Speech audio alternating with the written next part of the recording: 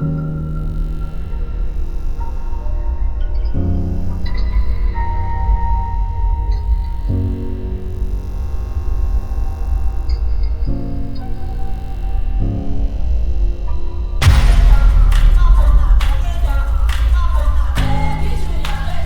up guys, we've got something really special for you. The brand new Fuji that everybody is waiting for, and that there was some rumors happening, the X100V1. VI probably. Or version 6. Version 6, Mark 6, X100 6, whatever Fuji decides to call it. Fact is, it's brand new, it dropped today. It is absolutely one of the most wanted cameras of the last couple of years, mostly because you couldn't get your hands on an X100V. So we're going to show you guys what this little camera is all about. We're out here in Cape Town at the waterfront. Join us as we put this thing through its paces.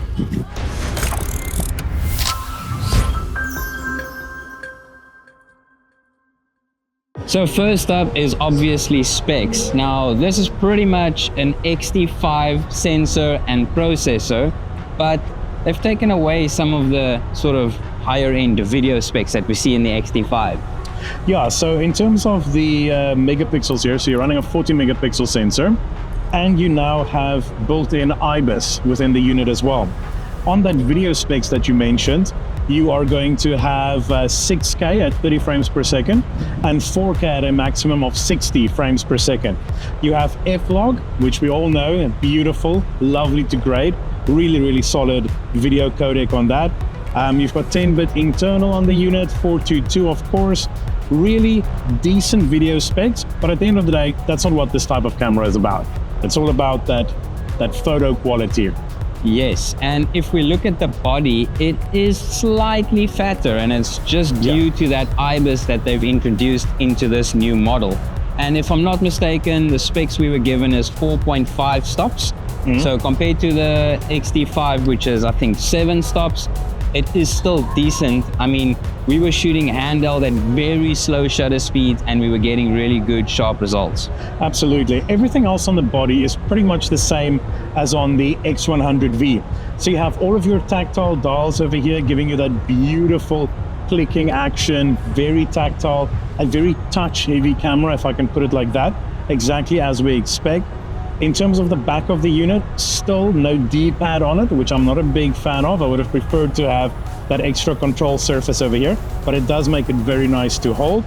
You have the touch screen on the back, lovely design on this, very flat, like really smoothly integrated into the body, and it detaches into a tilting LCD, but no flip on the unit at all, but that's perfectly fine. I think it works really well. You still have the optical viewfinder in that rangefinder style setup over here.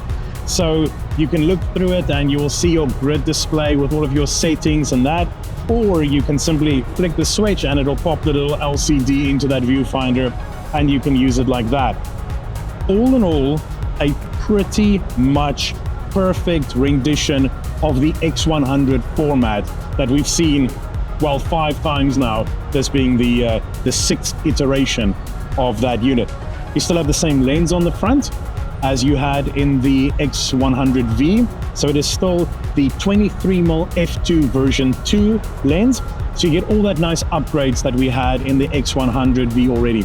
So you have a sharper lens, a lens with better bokeh rendition, which you'll see in the images that we show you, very nice and round, very clear, a really nice lens optical setup, and paired with that 40 megapixel sensor, pretty tasty.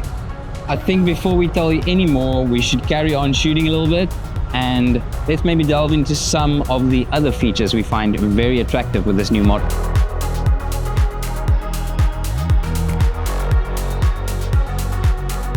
Now, even though video is so important in the day and age that we're living in this sort of social media realm, I don't think most people buying this are going to buy it for the video specs.